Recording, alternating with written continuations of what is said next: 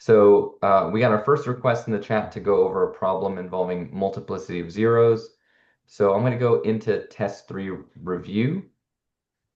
Actually, that's not the review. Here we go, into the review. And I will look for one of those questions.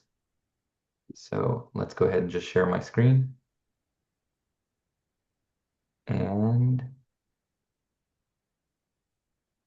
I'm thinking that polynomials are around question 7 or 8.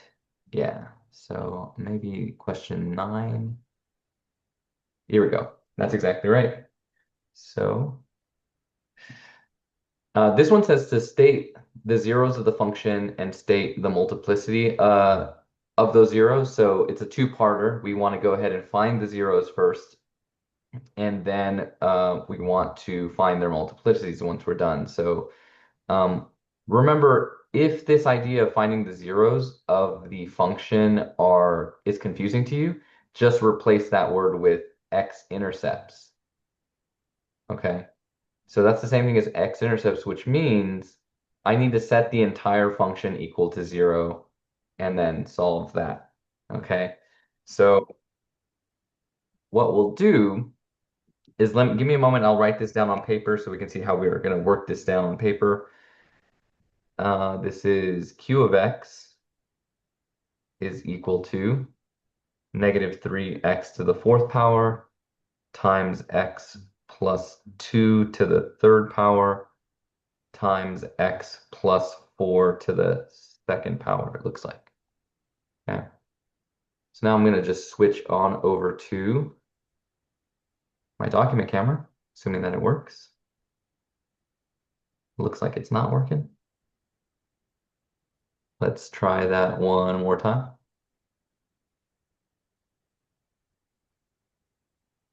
There it goes. Okay.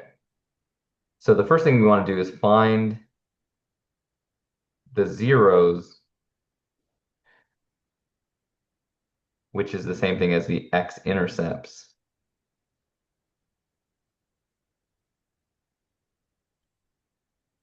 of the function q of x. Okay. So the way we need to approach this is just set the entire function equal to 0 and then solve that equation. So really we're just looking at negative 3x to the fourth times x plus 2 to the third times x plus 4 to the second equals 0. And remember that this is essentially our y value.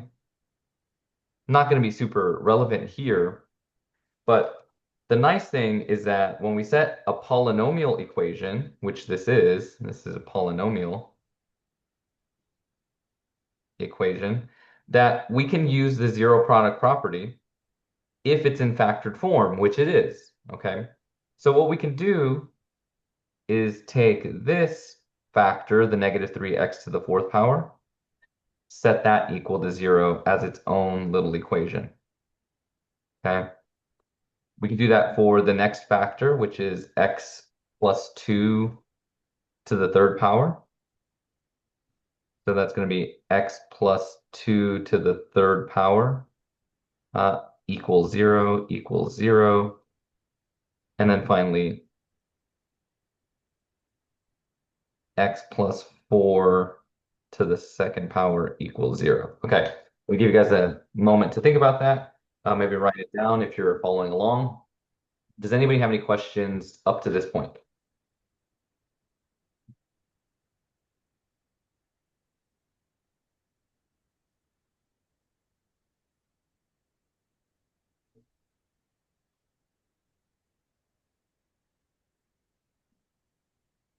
Okay, so let me go ahead and start solving these equations. And there is a really quick and easy trick that you can use to solve these. And that is if we just kind of ignore the exponents and set just the factors without the exponents equal to 0, that's going to be the exact same. So if I just set this as negative 3x equals 0, then that would be a really easy equation to solve. But if that shortcut is a little bit confusing, then all we have to do is figure out, well, how do I cancel out some stuff so that I can get x by itself? So like traditionally we would divide by negative 3 on both sides here. So I have x to the fourth power equals 0, because 0 divided by -3 is still 0. And then if you recall, to cancel out a power, we can use a root. So roots cancel powers as long as the root has the same index. So I'm going to take a fourth root of both sides of this equation just so that I can cancel out the power. So I should get x is equal to, and then in the calculator, if you find the fourth root of 0, it's just going to be 0. So there's my first x-intercept. Any questions or comments there?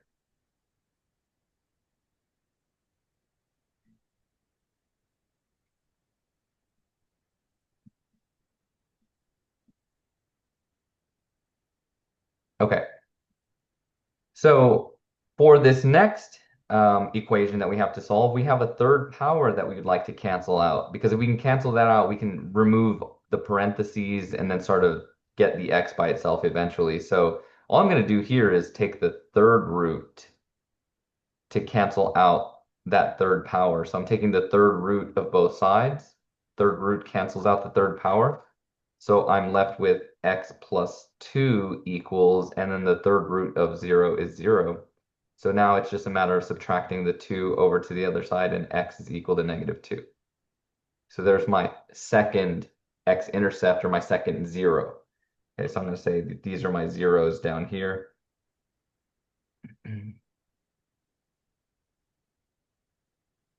And then finally here we can use the square root property, or just think of this as the second root, right? And we're going to take the square root of both sides. Square root cancels out the second power. So we'll be left with x plus 4 equals 0. Subtracting the 4 gives me x equals -4. So kind of pretty straightforward to find those zeros. Does anybody have any questions or comments there? Because we have the zeros now. We could enter them into ALEKS, since this is a two-part question. The first is to find the zeros. Anybody have any questions there?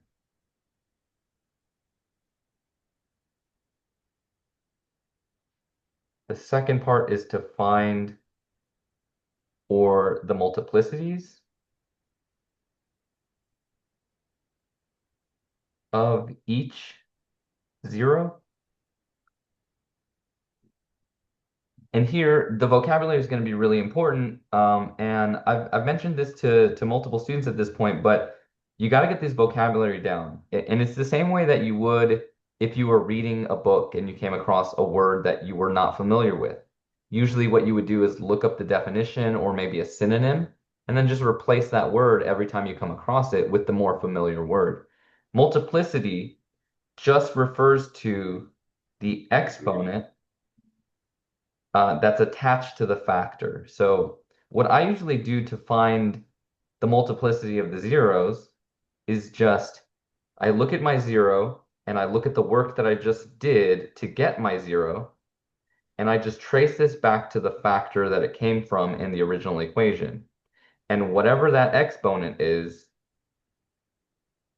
that's its multiplicity. So this first 0 has a multiplicity of 4.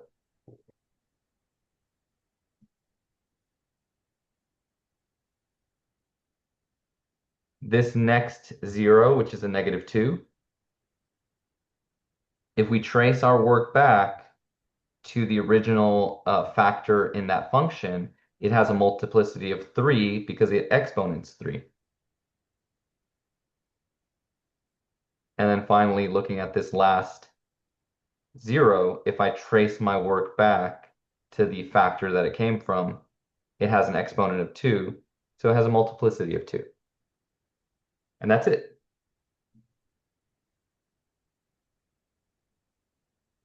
So the real trick here is just to make sure that you give yourself enough space to work this out, and that you can trace back where each of these answers, or where each of these x-intercepts, where they came from. Because they're not coming out of nowhere, they're coming from some part of the original function, right?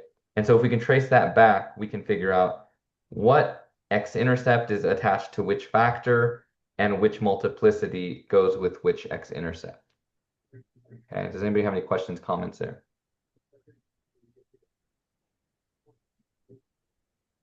Okay. So I think the next part is just like entering this into Alex to make sure that we don't make any mistakes in the formatting issues. So I'm just going to put 0, comma, -2, comma, -4 because those were my x-intercepts. And then the multiplicity of 0, the first multiplicity or that first exponent that we have, and we can sort of see them here in the original problem. That one should be a 4. So I'm going to put a 4 here. The next one should be a 3, right? So I'm going to put a 3 here. And then this last one should be a 2. And that's it. Questions, comments? I know Catherine's the one that put that in the chat. Did that make sense?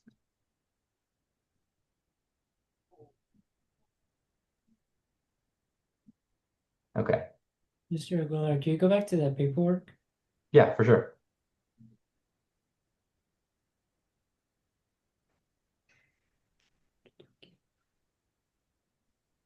Okay, thank you. Yeah, of course.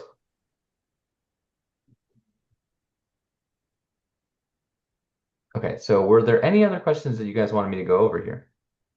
Any at all? Take your time. Anything that was giving you trouble from the review or uh, even the practice test or the homework?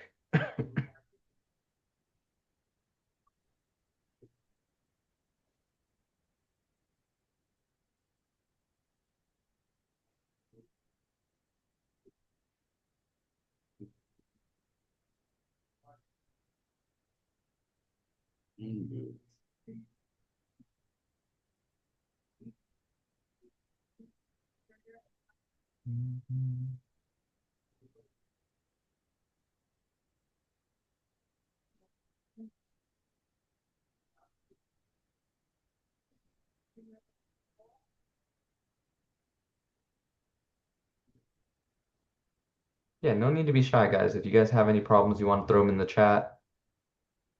This is your time.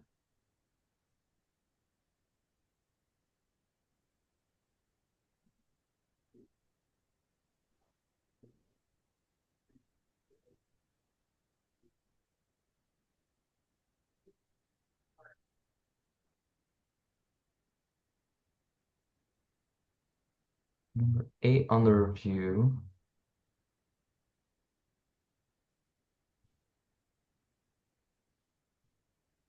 Yeah, so for number 8 on the review, we just go to that chart that you wrote down for the end behavior. So let's go ahead and take a look at number 8 just so that we can do one of these problems. And I'll just do this on the screen so we don't have to go back and forth from our paper to the the Alex question, right?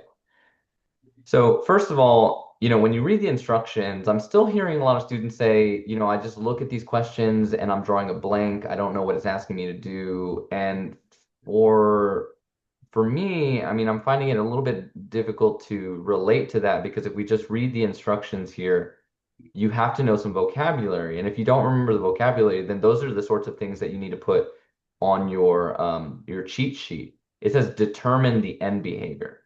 So we need to know what is the end behavior of the graph of the function. And that doesn't mean that we need to graph this, but you do have access to your graph on your calculator. But like I said, all we need really to find the end behavior is look at the equation that they gave us, right? This function h of x, and then figure out what pieces of information do we need for figuring out the end behavior. So I'm gonna go over here and I'm gonna type out the word end behavior or the phrase. Okay. And end behavior depends on two pieces of information. The first piece of information that we need is the degree of the polynomial. And then the second piece of information is going to be the sign of the leading coefficient. So we need the leading coefficient here. And so really, we just need to focus on one term in this equation. I mean, there's a lot of terms here. We have 1, 2, 3, 4, 5 terms. Um, but what's the degree of this polynomial? Do you guys remember how to find the degree?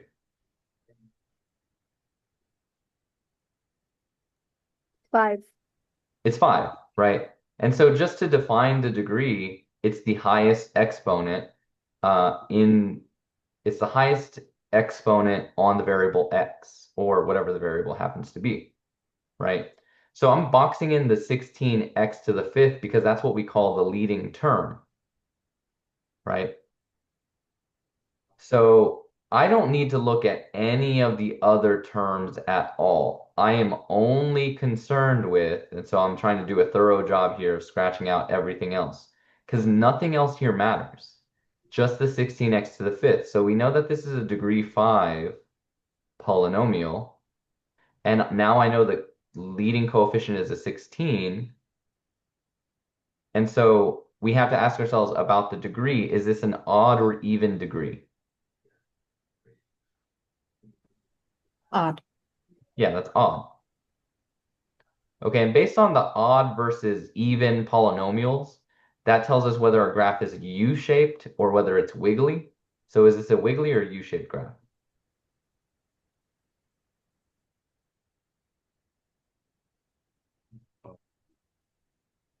Wiggly.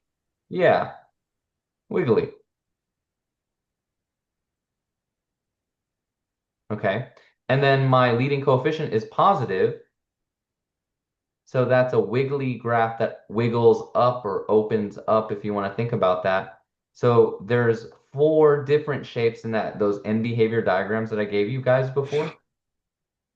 So this should wiggle up to the right because we read from left to right.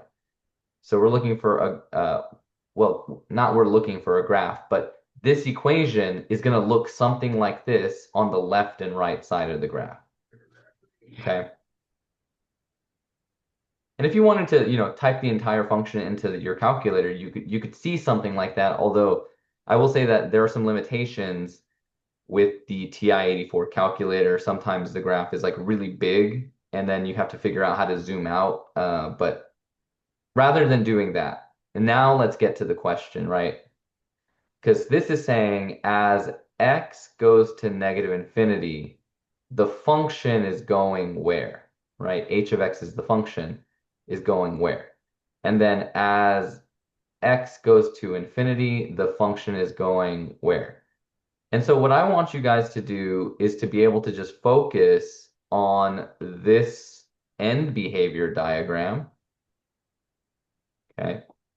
Because if we split it in half, we can think about this part of the instructions, which say as x goes to negative infinity. Well, if I'm at the origin, like if I'm in the middle of the graph, and I'm walking towards negative infinity on the x-axis, what direction am I going? Negative infinity. Well, yeah, negative infinity, but like in terms of right and left, which direction Went am I left. going? Yeah, so this is Negative. just saying as we move to the left, where is the function going? Is it going up or down? Down. The function's going down, right? So if the function is going down, we're just going to put that our graph is going towards negative infinity. Mhm. It's going down towards negative infinity down here in the y direction. Let's see what do something. X is on the x-axis. Hmm. So we kind of need to translate this as x is going left, not as x is going to negative infinity. So as x is going to the left, the graph is going down.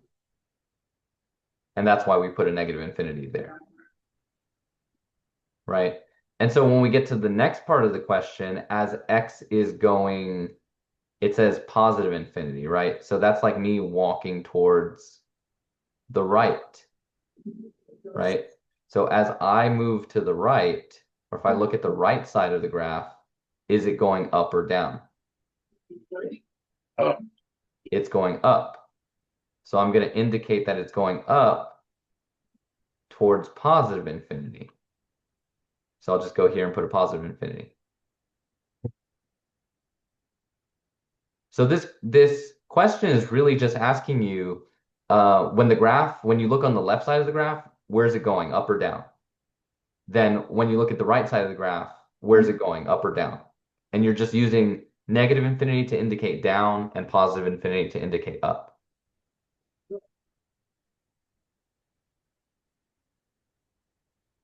And that's it.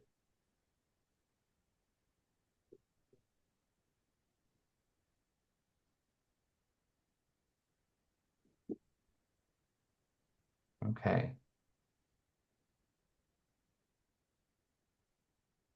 So that was number 8. I'm just gonna see. I see in the chat, Catherine, you wanted us to do number 5. Is that right? Is that why you typed a 5?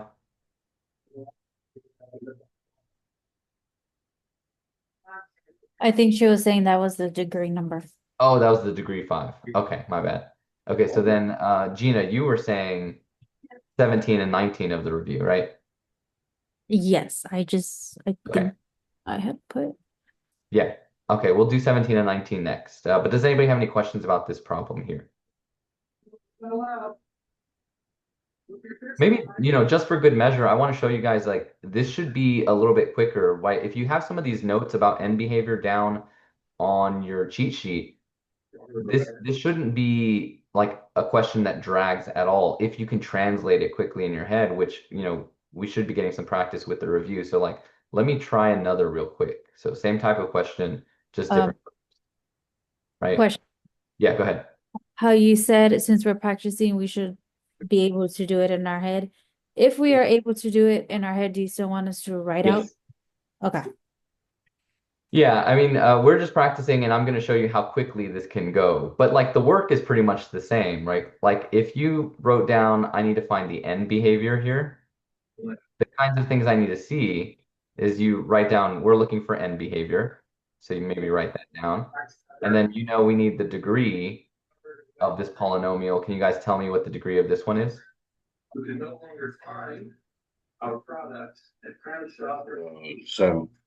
Yeah, that's a 7, and that's an odd. So I know that this is wiggly, right? The leading coefficient, is it negative or positive? Positive 14. Positive 14, right? So that's positive. So I know that this is wiggly, but it's going to wiggle up to the right. Okay. So then if you need to, you could change colors, or you could do something like this where you just split the graph in half, where I just like draw a line down the middle. And I say to myself, oh, on the left side, my graph is going down. And maybe you're going to write the word down here. Or maybe you're going to write negative infinity, right? Because it's going down towards negative infinity. So I'm going to go here and put negative infinity. And then on the right side, it's going up. So I'm going to say that's going up towards positive infinity. And then go up there and then check your answer and you're good, right? Doesn't take more than maybe a minute or two to show this work. And then move on to the next question. That makes sense? You know that you're hurting. Maybe one person came to the. And it's, I don't know. Cool.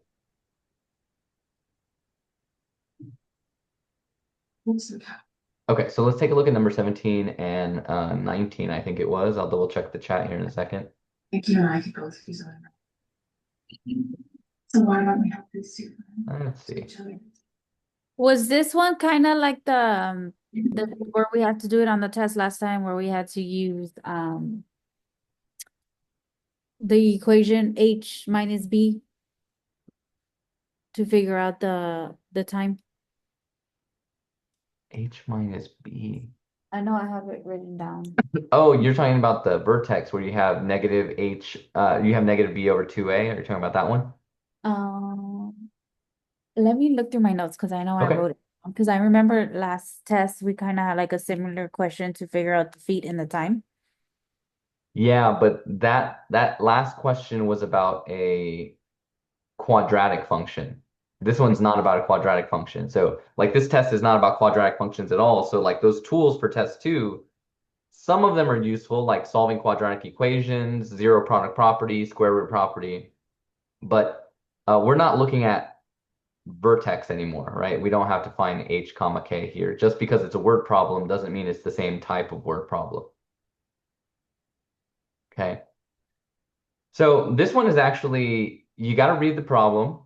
You got to know where to plug in a certain number and then go from there. But one thing that's always really useful is right away, even before you read the equation or read the word problem, write down the equation. P equals, and then we have 40 plus 20x over 1 plus 0.05x.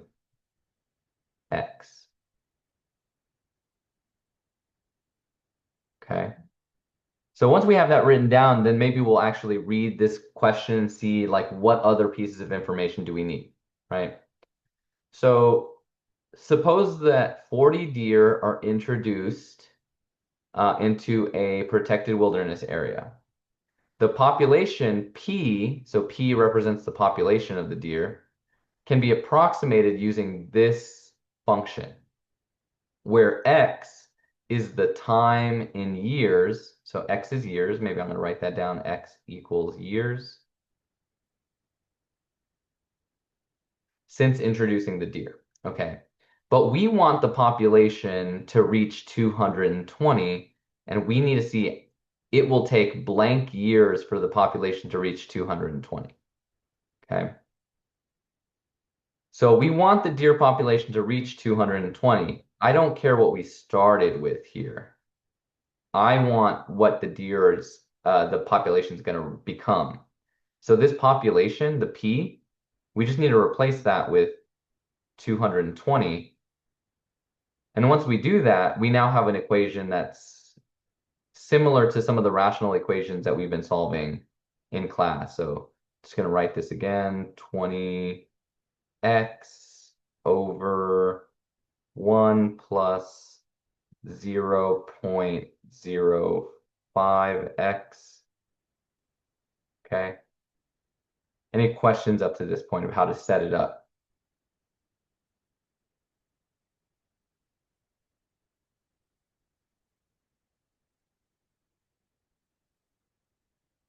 Okay.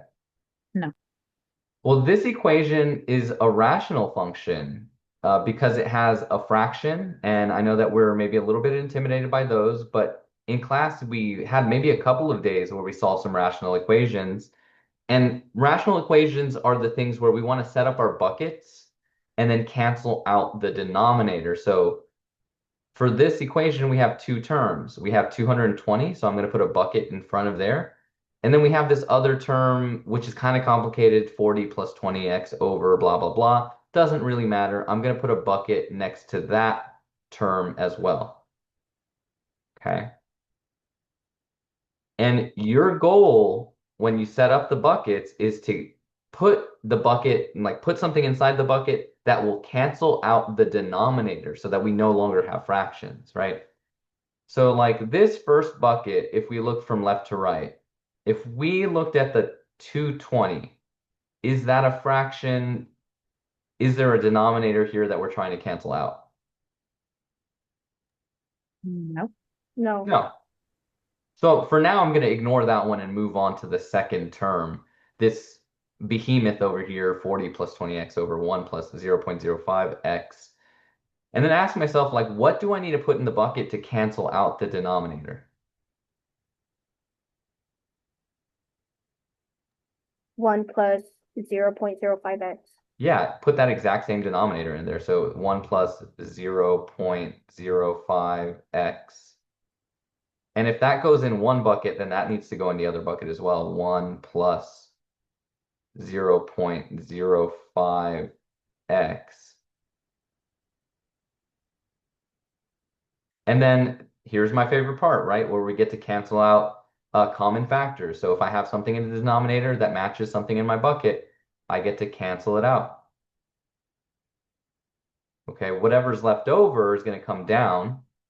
So I need to distribute or multiply the 220 times 1 and then distribute it with the 0.05. So I know that's going to be 220, since 220 times 1 is just 220, plus, and then I don't really know what 220 times 0.05 is, so I'm just going to put that in my calculator.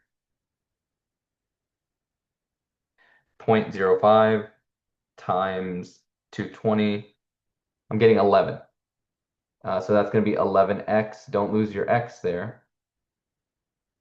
Okay, equals 40 plus 20x.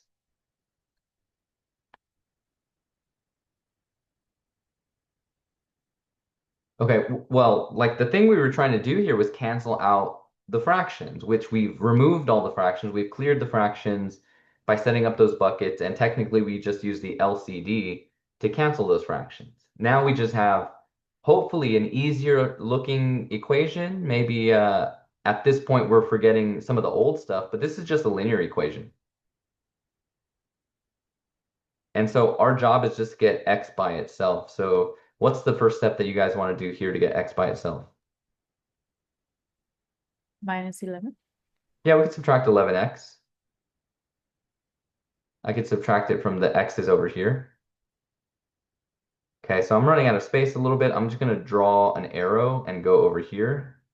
So I'm going to cancel out these 11x's. I'm going to have 220 is equal to, and then I'm just going to have 40 and then plus 9x, it looks like. I'm going to double check 20 minus 11 because now I'm feeling paranoid and it is 9. Okay. All right. So now how do I move the 40 to the other side of the equation?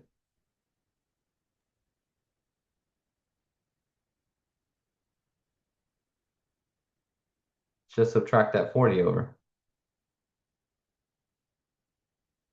These guys cancel out. 220 minus 40 is 180. And so 180 equals 9x. We'll go ahead and finish this off by dividing by 9 on both sides. And I get x is equal to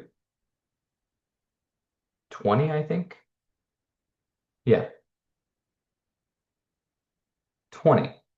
Okay. Well, if we sort of lose ourselves, we forget what we're talking about here. Remember, the problem says that x is the time since the initial deer were introduced.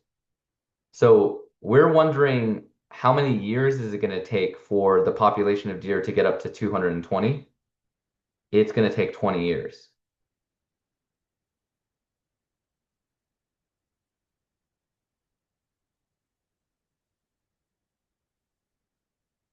Questions, comments?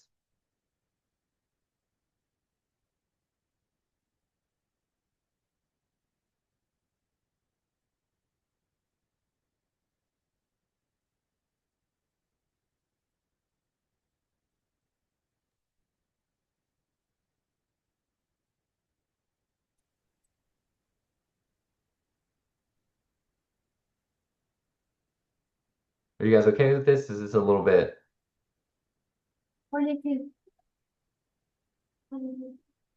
complicated? No, not really, because we got lucky with the linear equation. Yeah. Yeah, I mean, if that had turned into a quadratic equation, it would have been a little bit more complicated. So if we're able to identify it's a quadratic, then we would have to be using that formula. Not necessarily, because we would still just be solving for x. So like that formula is specifically, if we think about like in the previous test, the word problem was like a kid kicked a ball, right? And you were trying to figure out what the maximum point, how long it took for the ball to reach its maximum height. This idea of maximum and minimum is directly related to the vertex. But this doesn't have anything to do with when does the population reach its maximum. If it was, then maybe it would have to do with that formula. When does the population reach its maximum, or when does the population unfortunately meet its minimum? Then we might use that vertex formula. But again, I want to make it very clear, like that vertex formula and finding the maximum or the minimum of a function of a quadratic will come back to play on the final exam because that covers pretty much everything over the semester. But like this test only concerns the stuff that we've been sort of doing in module 3. So like solving rational equations, solving polynomial equations, and then things like the zeros and the multiplicity, vertical asymptotes, horizontal asymptotes, and things like that. So we didn't really talk about vertex for this unit.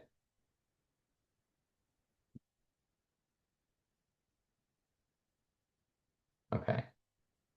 Yeah, and then maybe, if I were to try another, I'm not going to go through this whole thing. It just generates the exact same question, so that's not great. But like when you guys show your work on this, you had similar problems like this in the homework. So once you get enough practice, you notice that, okay, this one's saying, how long will it take for the deer population to reach 100? So we're just going to do 100 is equal to the same function. So the setup is pretty much the same. And I think that if you guys can take your first step in setting up the problem, then you should be a little bit, I would say, have a little bit of a inertia or some momentum to then figure out the rest of the problem. I think where people really get discouraged is that you read the problem and then like emotionally or mentally, you just have this block like, oh my God, I don't know what I just read. I don't know what to do. I don't even know what the first step is. But this one you set up the problem and then ask yourself, well, how do I cancel out the denominator? And then we set up our buckets and then go from there. So those things that you might want to remind yourself when you have a rational equation, that's when you set up the buckets and try to cancel out denominators, right? The next question that I saw in the chat that we needed to go over was number 19. Okay. Yeah, this is a good one. Because this is kind of like we've talked about finding the x-intercepts, vertical asymptotes, horizontal asymptotes, but then all of this is thrown at you all at once, and maybe that's kind of overwhelming. So let's break this down so that we can come up with some steps to sort of eliminate the wrong questions or the wrong answer choices rather, and just go through a process of elimination here. So you notice that your answer choices here, they all are rational functions. That is, they are all fractions. So whenever we have a function that is a rational function, okay, in general, the numerator, if you set that equal to 0 and solve that equation, whatever that happens to be, that gives you the x-intercepts.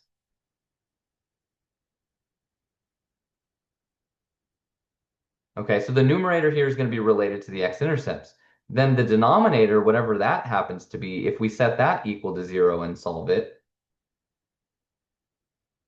then that always tells us something about the restricted values, or in this case, it's going to tell us about the vertical asymptotes. So I'm just going to put vertical asym, just because I don't feel like writing the whole word asymptotes. Are you guys okay with that?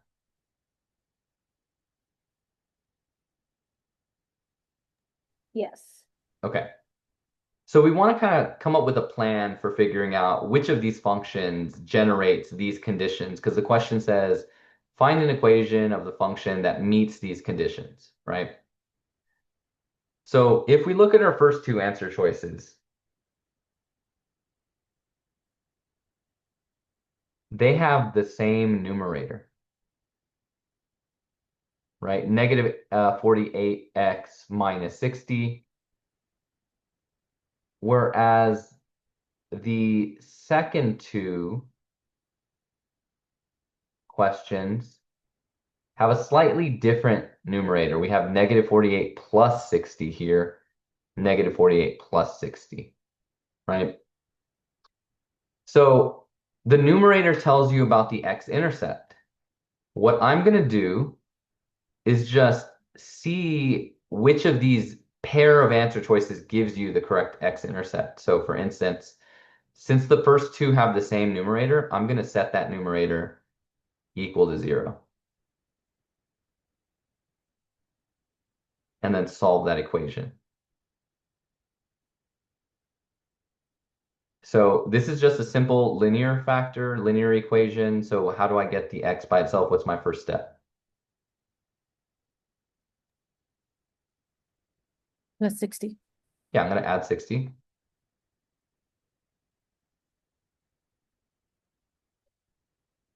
These cancel out. I'm going to have negative 48. X is equal to positive 60. And then I just want to get x by itself. So I'll divide by 48.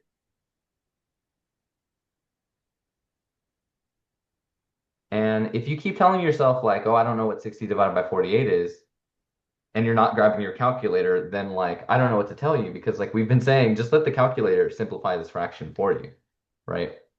So we're going to have x is equal to, and then in my calculator, I'm just going to put a fancy fraction. So alpha y equals, I'm going to put 60 over negative 48 and let it simplify it for me. I'm getting negative 5 over 4 as my x-intercept.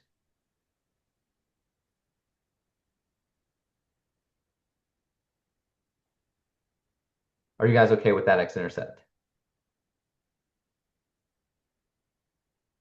Yes.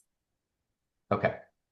Well, our x-intercept that we found for these first two answer choices was negative 5/4. What's the x-intercept that we're trying to get here? Positive 5/4. Positive 5/4. So right away, I'm going to eliminate the first two answer choices. Those are not going to work. So it has to be one of the last two answer choices. Okay. So then how do we distinguish between the two bottom answer choices? Well, there we can say, let's look at their denominators because their denominators are different, right? So if I can eliminate one of their denominators, then I'll be able to say the other one is definitely the answer. So what I'm going to do is just take this first denominator here, which is x squared minus 7x minus 12, set that equal to 0. And since that's the denominator, that should give me the vertical asymptotes when I solve this equation, okay? So this is an AC method problem. I'm going to do 1 times negative 12 and look at the factors of negative 12. So that's 1 and 12, 2 and 6, 3 and 4. And one of them has to be a negative to give me that negative 7. So do any of these give me a negative 7, the pair of factors here?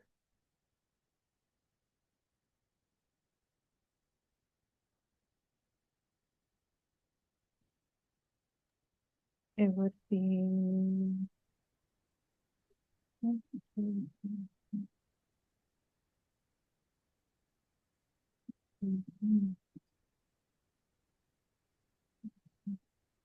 And keep in mind, one of those numbers in the factor pair needs to be a negative.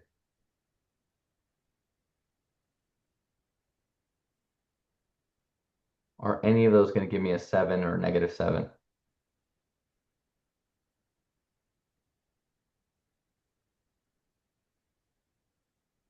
-3 plus -4. Yeah, but that's not going to work. Because if you make them both negative, when you multiply them, they don't give you negative 12. Right? And so you need to be able to multiply them to get negative 12 and add them to be negative 7. So, like I said, only one of them can be negative. We can't have a negative 3 and a negative 4. We would have to have a positive 3 and a negative 4 or a negative 4 and a positive 3.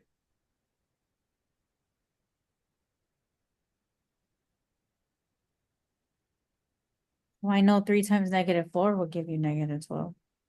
Yeah, but It both of won't. them, So 3 there's, times, yeah, so like 3 times -4 would work, but 3 plus -4 would be -1. and then, So like you're not going to have one of the conditions met, yeah, the other ones would just give you 5, so. right? So right away, like if you're spinning your wheels there and That's what- you're thinking to yourself like, oh, I need to force this to work. You're doing too much because none of these work. Like the signs aren't going to work. So that means that this is not factorable. This second or this third answer choice has a not factorable denominator. Okay. And that doesn't mean that it's wrong, but that means we really can't do any work with that one. So instead, what I'm going to do is take a look at this denominator, which has x squared plus 7 plus 12. So what if I change these signs and we look at the other answer choice here? Well, now we're looking at positive 12, right? And there, I could use a positive 3 plus a positive 4 to get my positive 7, which is this new middle term. And then I'm trying to get a positive 12 when I multiply them, and 3 times 4 is positive 12. So both of these can be met, right?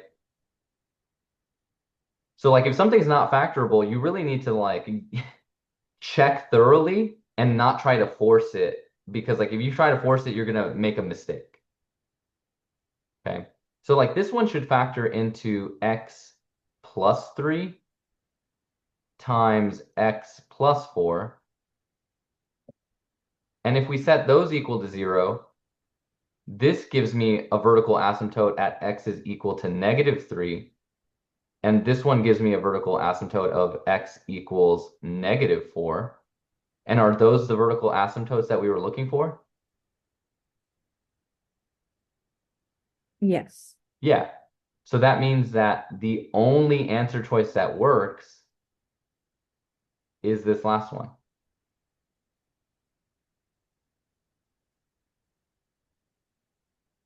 So this is another reason why we need to keep ourselves organized, right? Because if we're going to go through a process of elimination, we need to say like, which ones did I already eliminate, right? So when you're showing your work here, what I might do is just say, let me write down all 4 of my answer choices. And as I go through this process, just cross out, like put a line through the functions that don't work out, so that by the time you eliminate to the last one that does work, you know for a fact what you've been doing and what you've already eliminated. Okay. Questions, comments?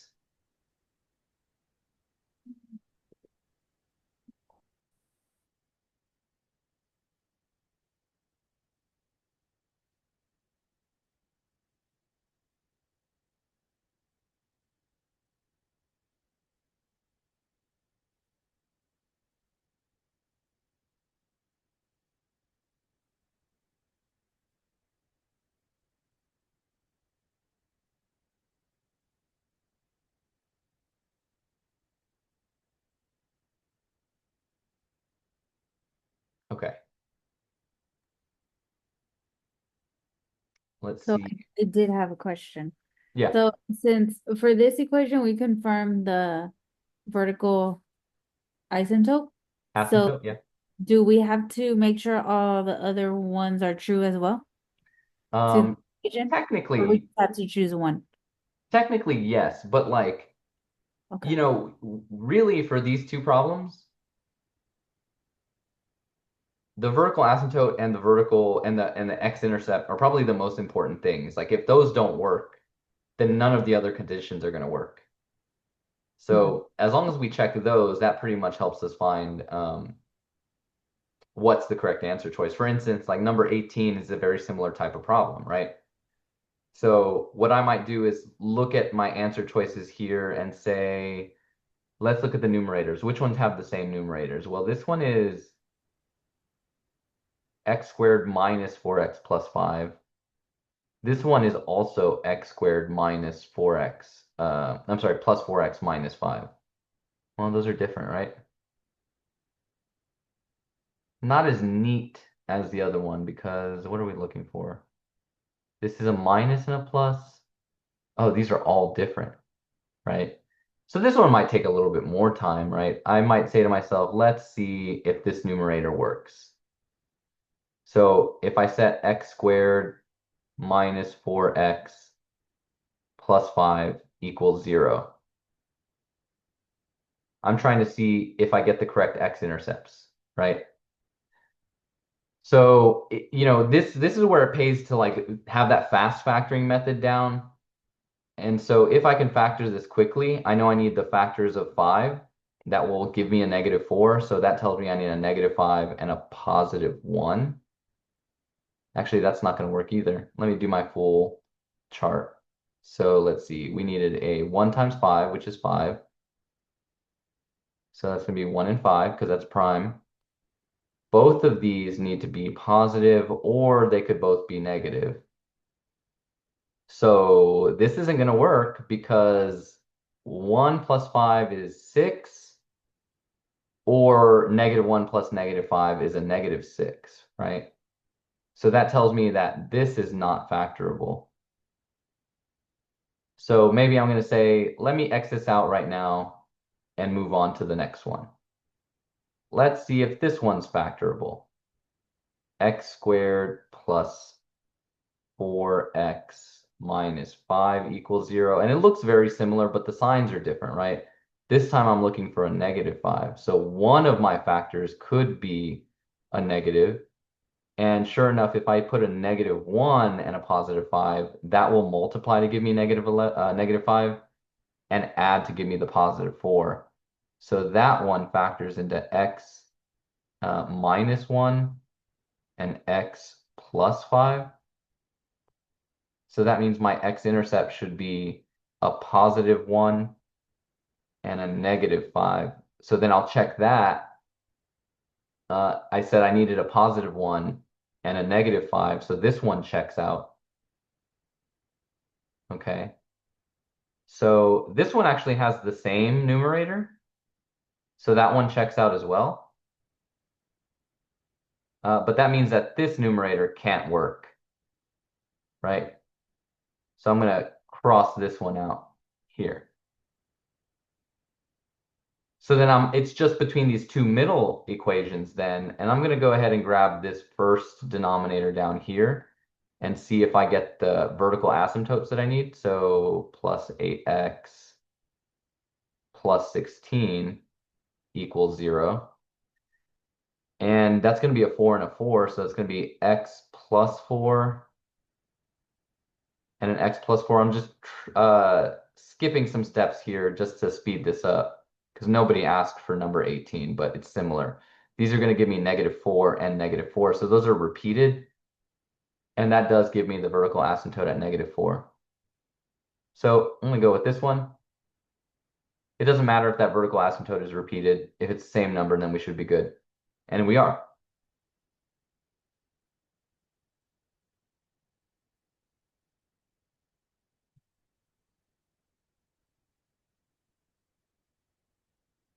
But like I said, since test 2, really, factoring is so important, like getting that AC method down, and not only getting the AC method down, but like being able to do it and know when something's not factorable, not getting stuck at like picking which factor pairs, not tricking ourselves into putting the wrong signs on this stuff.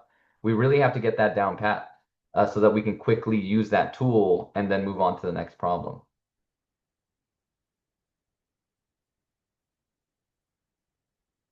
Did anybody have any questions or want to look at this work for a little bit longer?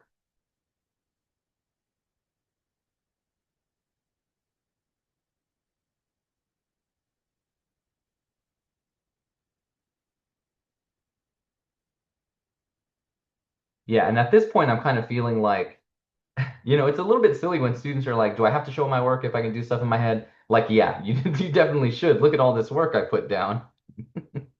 Like, even though some of the things I'm doing in my head, um, there's still like a lot of work to be done, a lot of work to write down. And especially if you're not writing your work down, you're going to get jumbled up in your head and get turned around. So don't put yourself in that position where you're like, I don't know, gaslighting yourself into thinking that, oh, these factors are definitely going to work. When like if you had written it down, you might see like, oh no, those don't work at all.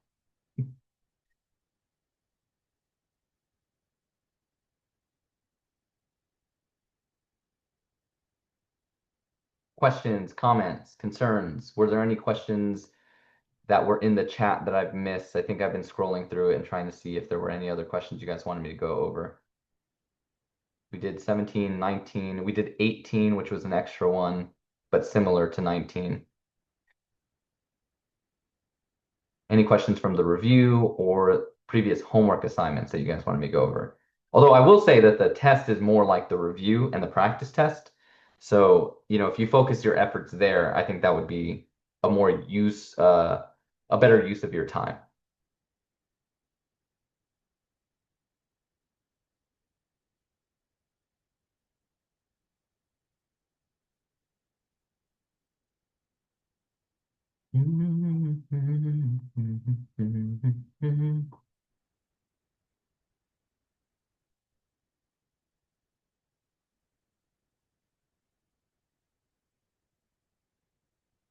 Don't be shy, y'all. It's almost 5 o'clock. I'm about to start serving drinks. It definitely was Doug. I was humming the tune from Doug.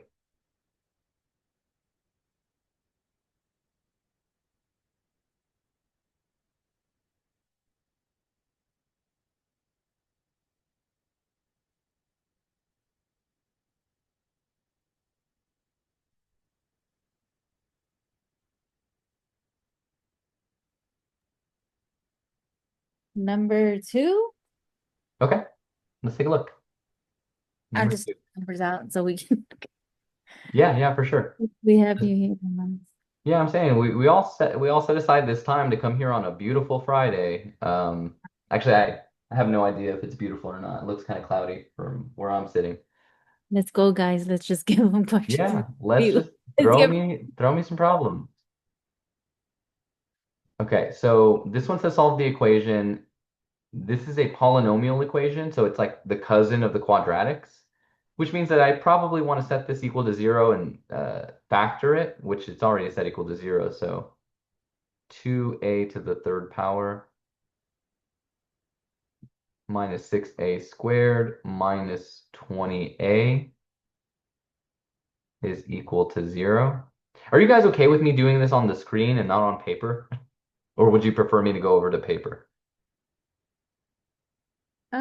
this is fine if you have space. Yeah, that's fine. Okay. So right away, whenever you're solving an equation like this, set equal to 0, you should be thinking, oh, I need to factor this so that I can use the zero product property. Okay. So if I have 1, 2, 3 terms, which factoring method do I need to use? AC method. AC method. Okay. But I'm a little bit lazy and I'm looking at the 2, the 6, the 20, and I'm thinking to myself, I'm just going to factor out a 2 because those are a common factor. And Catherine's saying in the chat, she factored out a 2a first. So let's go ahead and do that because it's going to make it a lot simpler for us. So I'm going to factor out a 2a, open up some parentheses, and then we just need to figure out what 3 terms go in the parentheses now. So if we took out a 2a, then we should be left with an a squared, okay, minus 3a, and then negative 20 divided by 2 is going to be negative 10, and we took the a away, so there's just a negative 10. There's no other a, okay? Are you guys okay with that?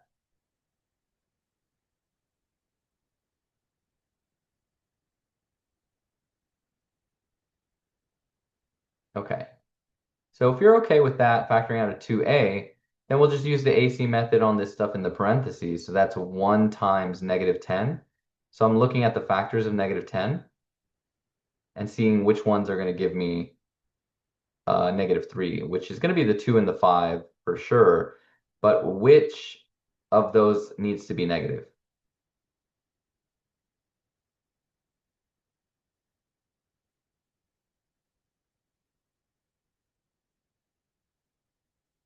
Yeah, we definitely need a -5. Okay. So because we have a coefficient of a 1 here, we could do the fast factoring where we do a plus 2 and the a minus 5. Then we have 2a here. So we have 3 factors, right?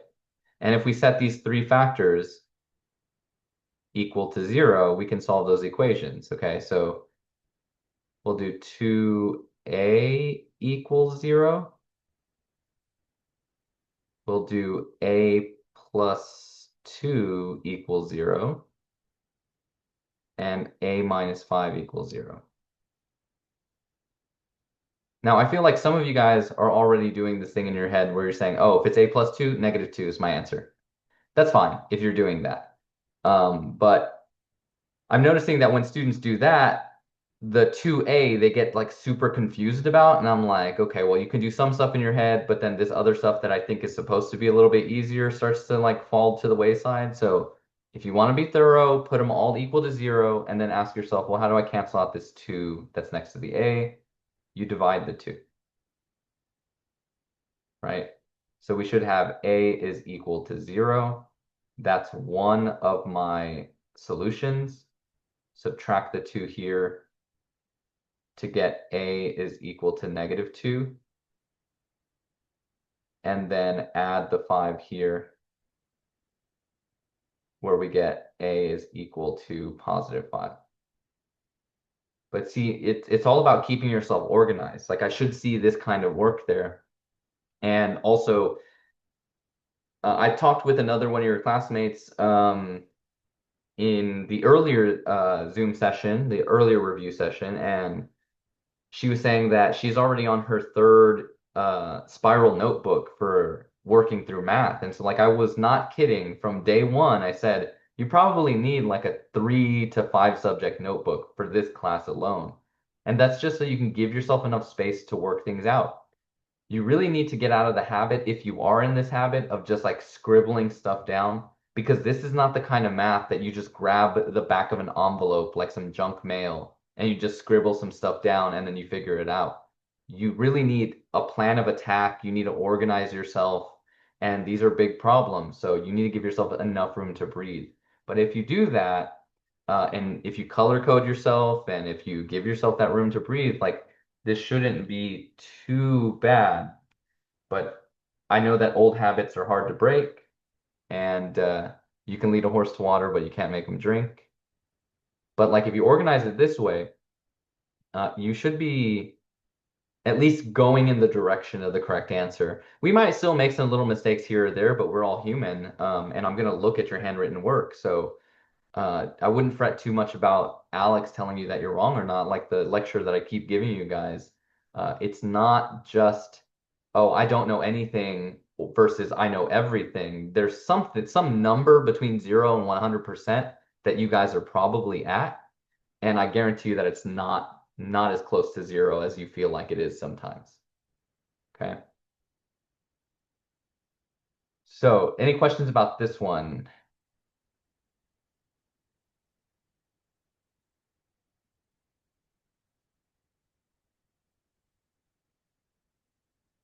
Am I good to erase the work?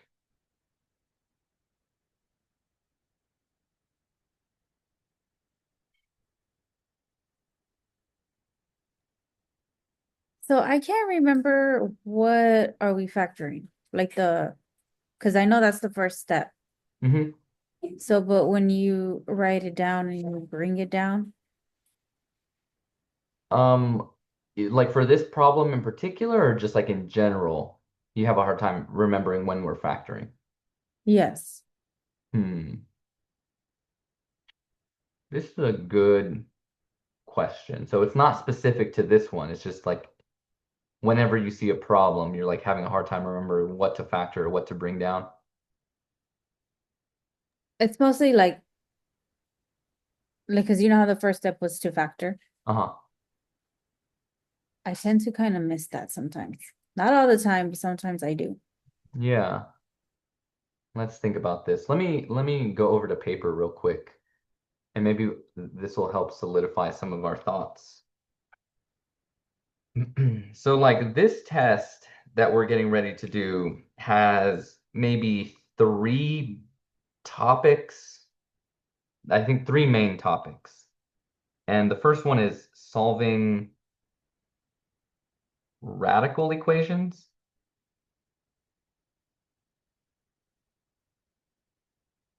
So I'm just going to put like a box around this one. Then we have solving polynomial equations.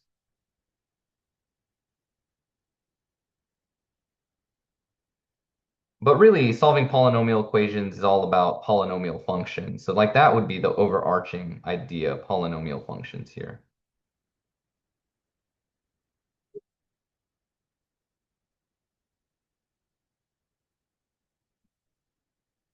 And then the last thing that we're looking at is, solving rational equations.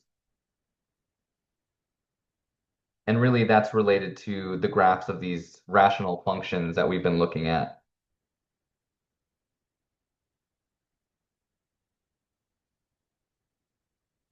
So that's like the overarching topic right there. But I would say that these are the three main topics for this test.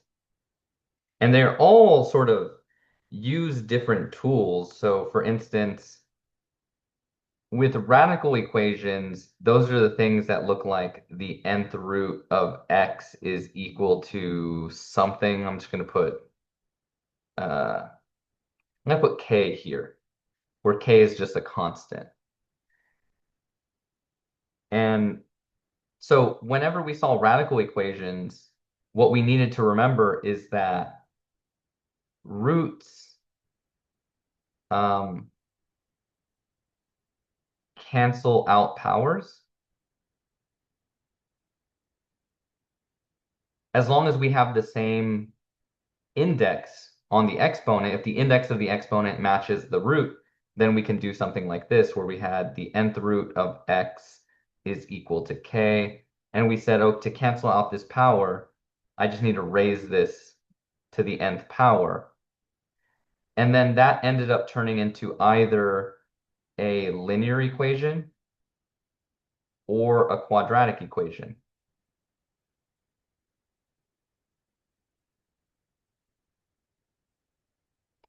And so like the stuff from module 2, the stuff from test 2 that we have to remember is like, well, how do I solve a quadratic equation? Well, that's factoring, right?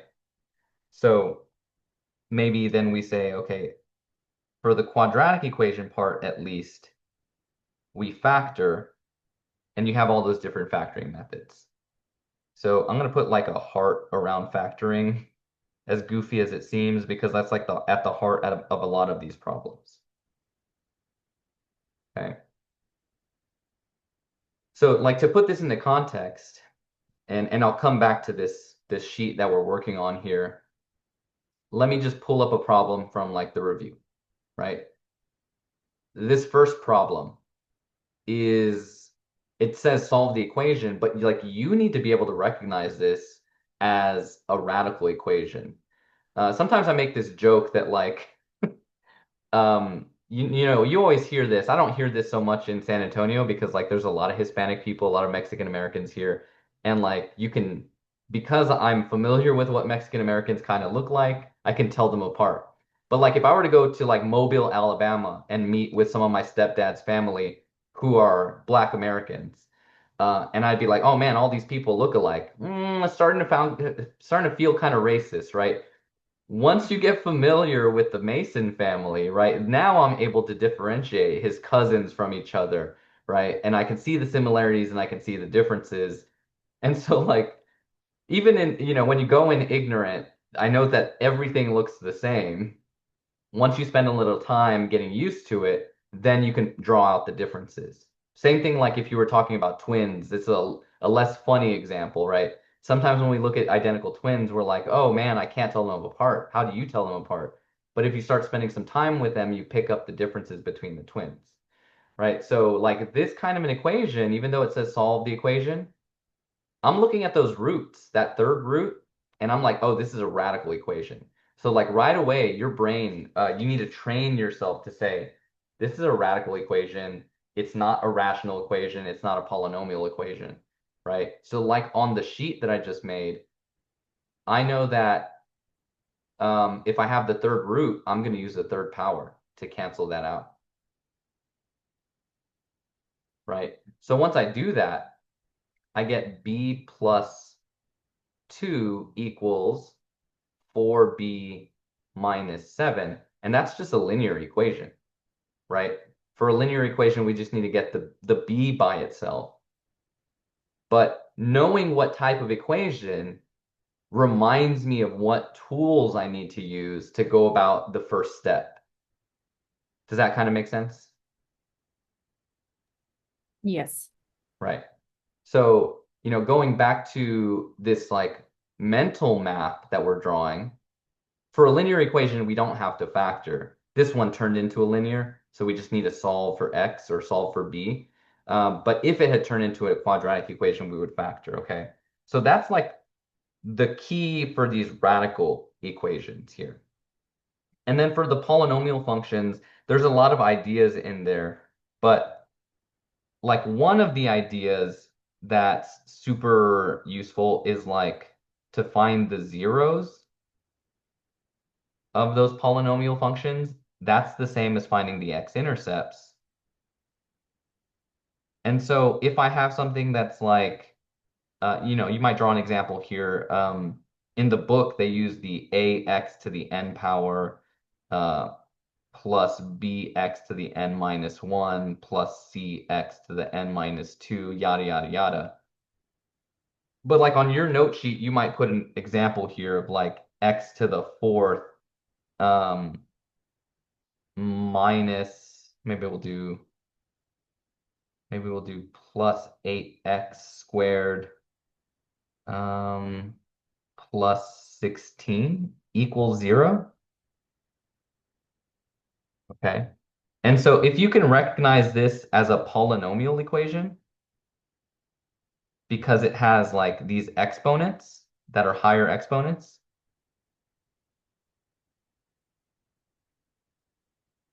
then you should tell yourself, oh, this thing, I need to factor it. So it's going back to factoring. And since I have 3 terms, then I'm going to use the AC method. But sometimes you have a 4-term polynomial, and then I would factor by grouping in that case, right? You might want to remember that the degree of the polynomial, which is a degree 4, tells you the number of solutions you should have. And then maybe, if you remember the leading coefficient, you could remember whether the graph opens up or down. These two ideas are really married to the idea of end behavior. So we'll think about that diagram where either we have a U-shaped graph or an upside down U-shaped graph, a wiggly graph that goes up, or a wiggly graph that goes down, right?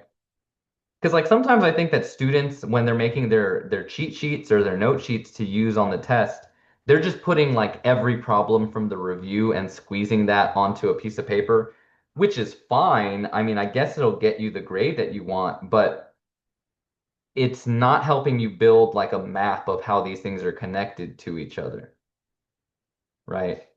And here, I kind of have a map of how these things are related, right? At the heart of them, factoring is really important.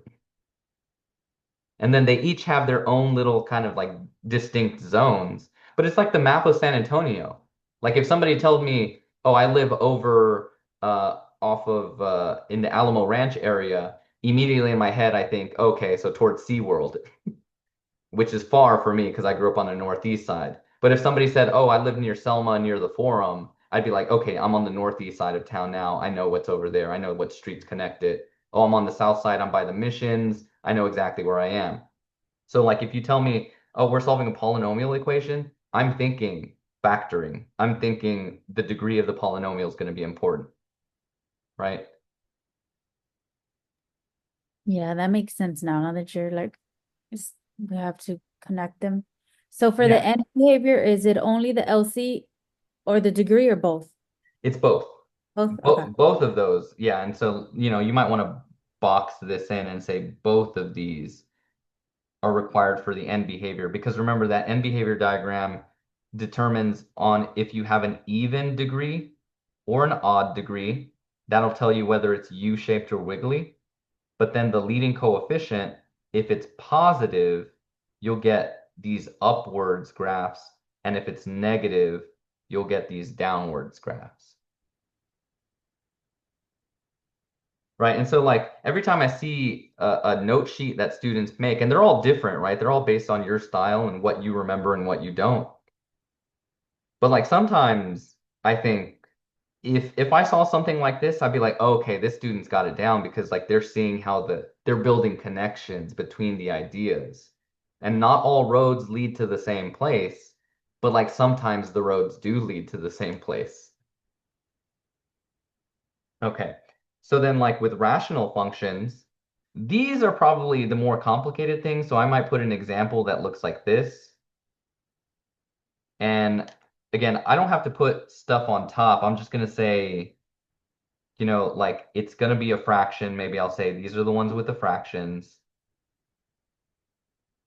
The top, if I set it equal to 0, that's going to give me the x-intercepts. The bottom, if I set it equal to 0, that's going to give me the vertical asymptotes, which in class we said that's the exact same thing as the restricted values.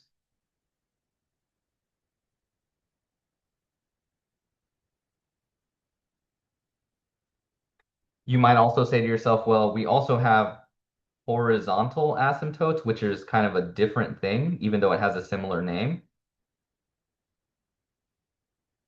And there we had 3 cases, right? We had case 1 when n is equal to d.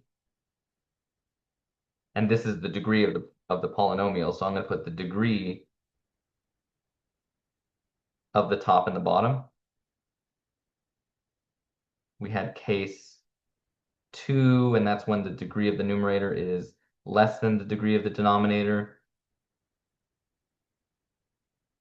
Case 3, when the degree of the numerator is greater than the denominator. And then just reminding yourself what to do in those cases. So like this one is y equals the leading coefficient of the numerator over the leading coefficient of the denominator. This one's y equals 0. And then this one is no horizontal asymptotes.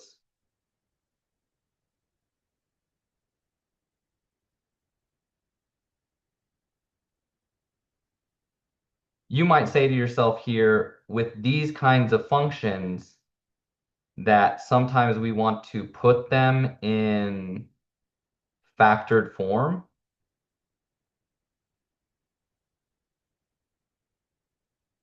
So it's related to factoring loosely.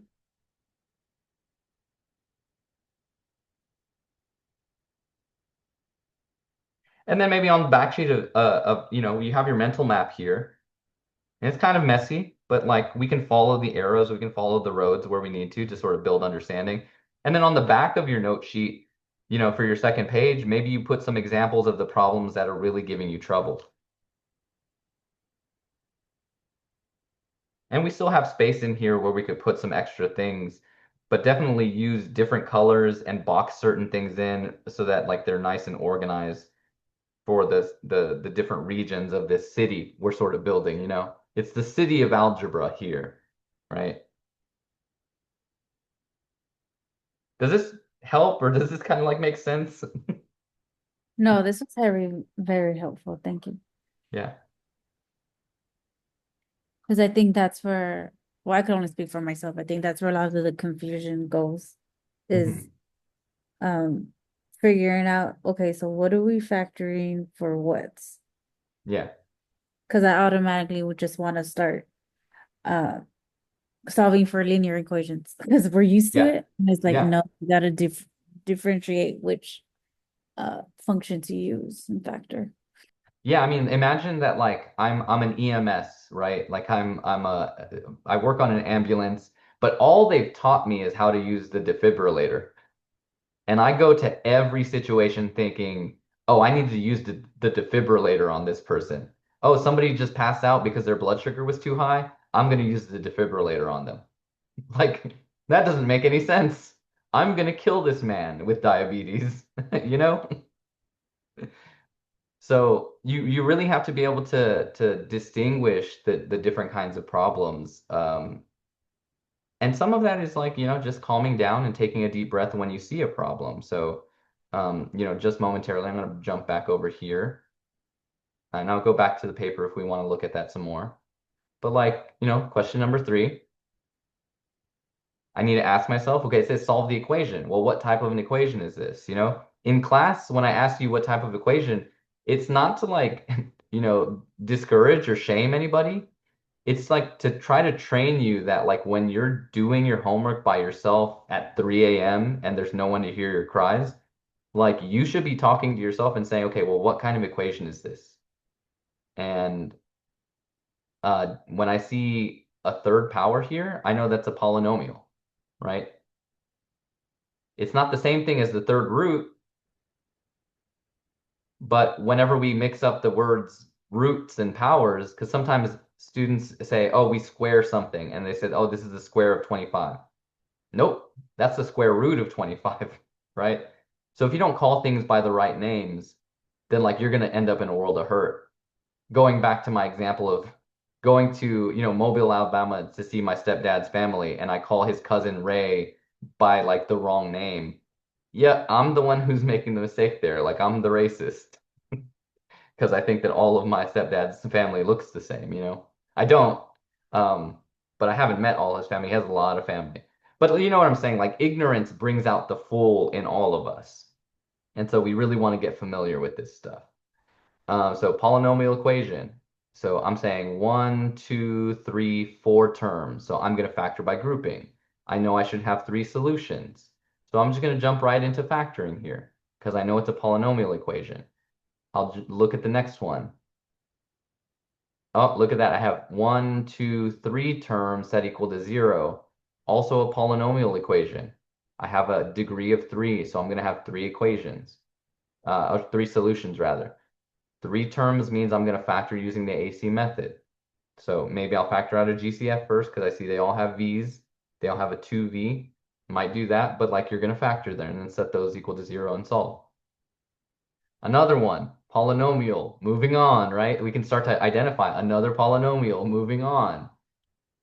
Another polynomial until we get to question 8 where we saw something a little bit different. This is still a polynomial, but it's a graph, right? So end behavior, degree and leading coefficient, draw my little diagrams, and then I can answer this question, moving on, And I'm not saying that you guys need to be able to do this as fast as me. I always say this in class, and I mean it as like a joke. But some of it's real. Like I'm the LeBron James of mathematics here, right?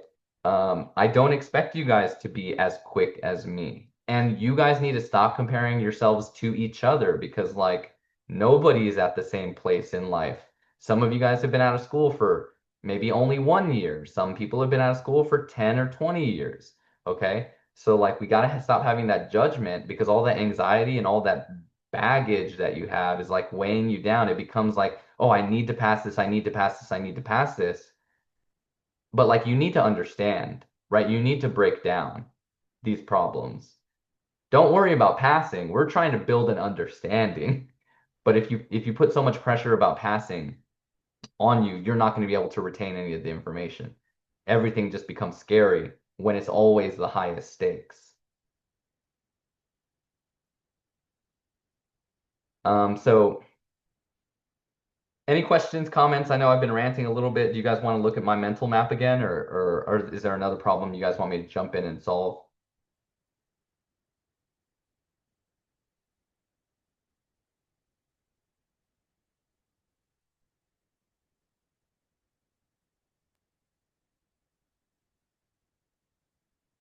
I guess How do not. you do this one? How do we do this one? Yeah. Yeah, we could take a look at this one. So first of all, I'm going to look at the function. It says graph the function defined by f of x uh, with the appropriate viewing window. Okay, well, viewing window is making me think that I could use my calculator for this, but let's say that we read this one and we didn't know, oh, we could use our calculator here. How will we figure it out? Well, if I look at this function, you have to distinguish what type of function it is, okay? Now, don't be fooled because we have a fraction here, the 1 over 70. A rational function has a variable in the denominator, but we do not have a variable in the denominator here. So this is a polynomial function, okay? I'm going to write this here, polynomial, just so that we know it's a polynomial. Can you repeat what you said before that? Yeah, I'll do my best. So if we have 1 over x, where we have the variable in the denominator, then that is what we would call a rational function. And so I think that when students are freaking out and as soon as they see a fraction here, this 1 over 70, they think to themselves, oh, this is a rational function. That's not true, okay? Because I don't have an x in the denominator there. So this 1 over 70 is just the leading coefficient, LC. So you have to say, oh, this is just a polynomial function, and then what does the polynomial function look like? Does it look like a bunch of terms? Because what we're trying to do is, in our mental map of polynomials, we need to find the degree, and we need to find the leading coefficient, because that's going to help us understand something about what the graph looks like. But this is in factored form, right?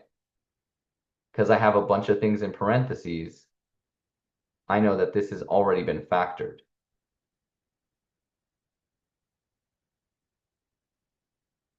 So when it's in factored form, the degree is how many x's do you have, right? Sometimes we added up the exponents, but sometimes we just kind of counted the x's. So how many x's are in this function in the whole thing?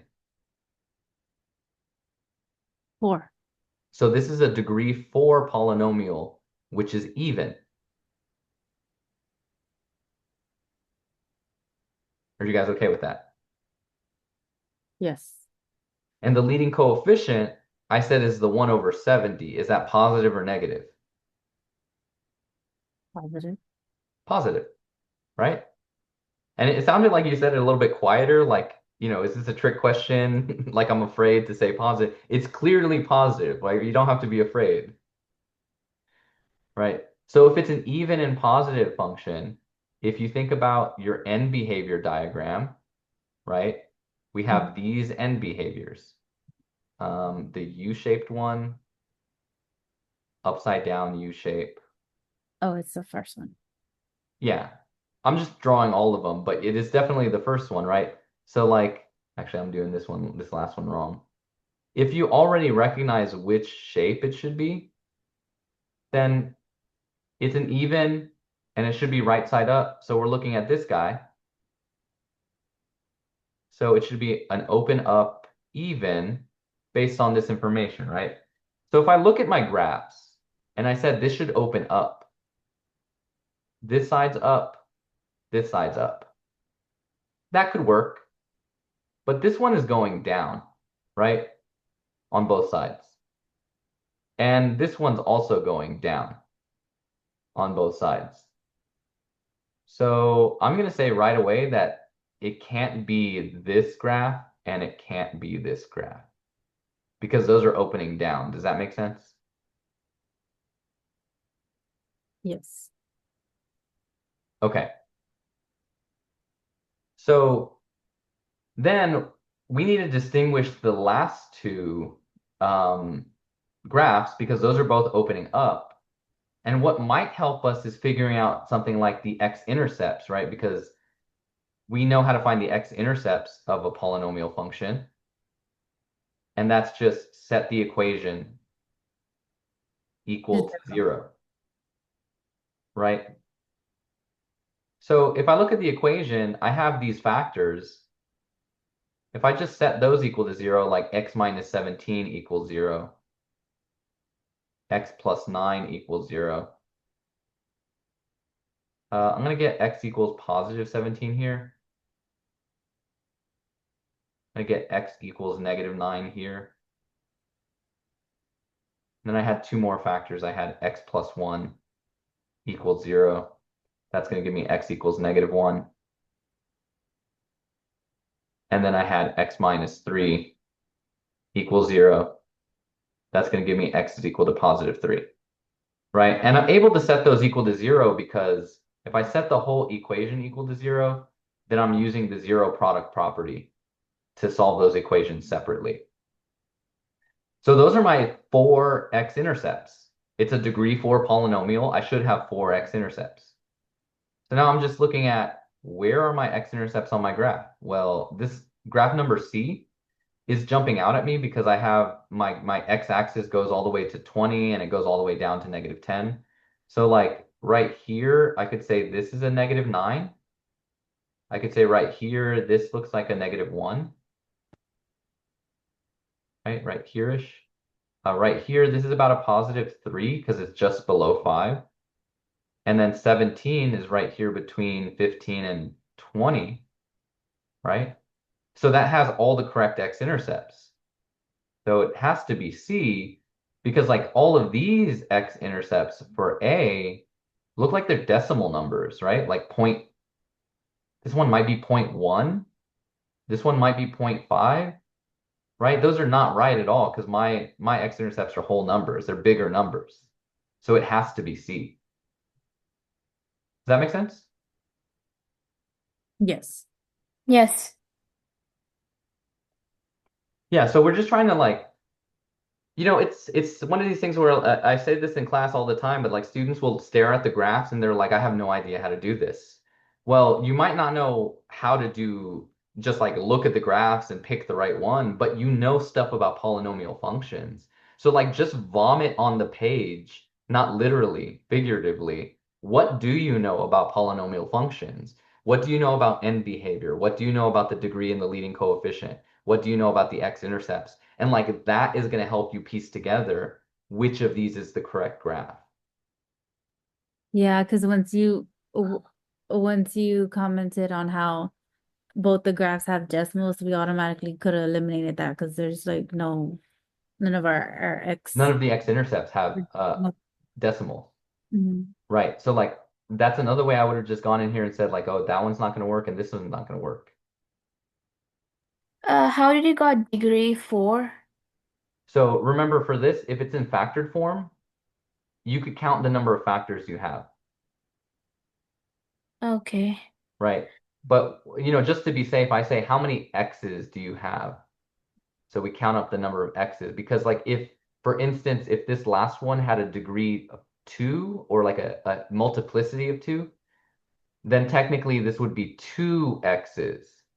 So this would be 1, 2, 3, and then this would be 4, 5. Okay. So you do have to watch out for that. I think that the next problem, where are we? I think we're on 10. Number 11 is a similar problem. But the degree is 1 on each of those. The multiplicity, rather, is 1. So we have 1, 2, 3, 4 x's. This is also degree 4. The coefficient is a positive. So I know that this should be a U-shaped graph that points up. So right away, I'm eliminating this one and this one because these overall are pointing down, right? And then you notice that these x-intercepts are going to be decimals, right? Yes.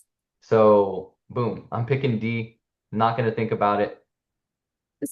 So, since now we're able to identify it like quicker, if we're able to identify it like the way that you just wrote it, like just write Uh-huh. our symbols, will that be the same as showing our work, or you still want us to like try to solve the X's for the equations with No. What I would do, is still write down the degree. Like you're going to write down degree equals this, leading coefficient equals that, draw this symbol, Okay. right? And then what you might do is like definitely write the function down, right? So like if this is number 11, I expect you guys to write number 11 and then you write down the function equals 4 times x minus 0.4, yada, yada, yada. But what you might do to show your work is say, oh, okay, this one, x equals 0.4.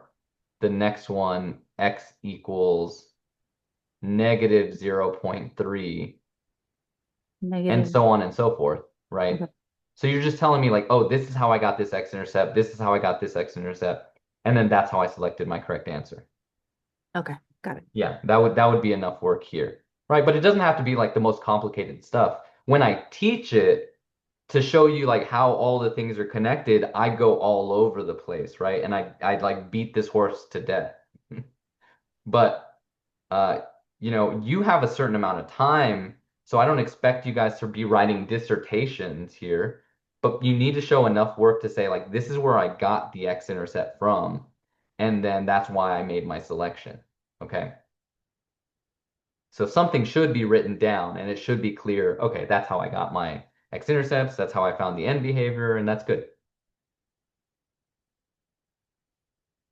Thank you. Yeah, of course.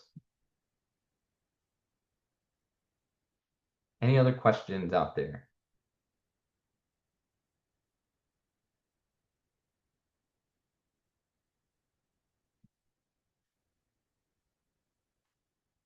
Yeah. So if you guys, this is just an option. I'm not forcing you guys out. You got 15 minutes left. But like if you guys wanted to end early, just remember that this test, you should be getting close to being ready for it by Monday, right? If you still have some questions come Monday, then that's all well and good. I think that Monday's lecture should be kind of short because I think that this first unit or this first homework assignment from unit 4 for module 4 takes us back to some test 1 material. I think it'll be easy to figure out. It won't be like super, super complicated, I don't think. Okay, so if we have some time after that lecture, you can ask me some questions that you have if you want to put off taking the test until Tuesday, right? It's not going to close. I accept the late work. So if you guys want to like ask me some questions on Monday after you've worked on this a little bit on your own, that's perfectly fine. Okay, so we don't have to stay here until 5:30. Just giving you that option. But if you want me to look at some more problems, I can definitely do that.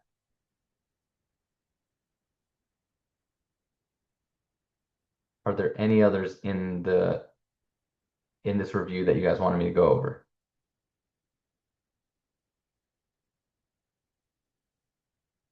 We did a pretty good sampling of the review.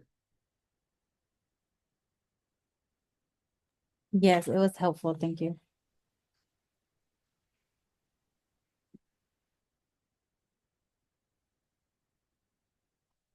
Okay. I'm just gonna jump around here. Tell me to stop and do one of these if you'd like.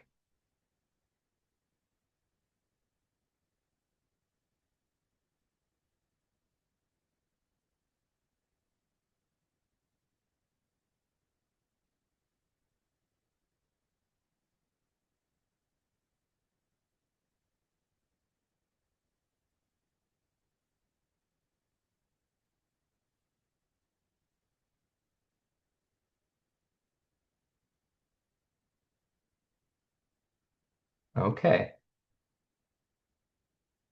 So I say that let's go ahead and end this session early. Okay. And if you guys have any questions, you can shoot me a message over the weekend. If it's like super urgent, then you can message me to my Google Voice number. If you look at my contact info on the homepage of Canvas, my Google Voice number is there. It goes straight to my phone. if it's a mathematical emergency, okay? But if it can wait maybe a day or two, then just shoot me a message in Canvas, send me a screenshot of what you're working on, if what you're having trouble with, and I'll try to get some notes back to you before the weekend's over. Okay. I know that Ian wanted to talk to me, so I'm going to hang back a little bit, but let's go ahead and dismiss. I have a question. Yeah, what's up? Where would be the today's recorded section be in the modules? So I'm gonna post this to, where am I gonna put it?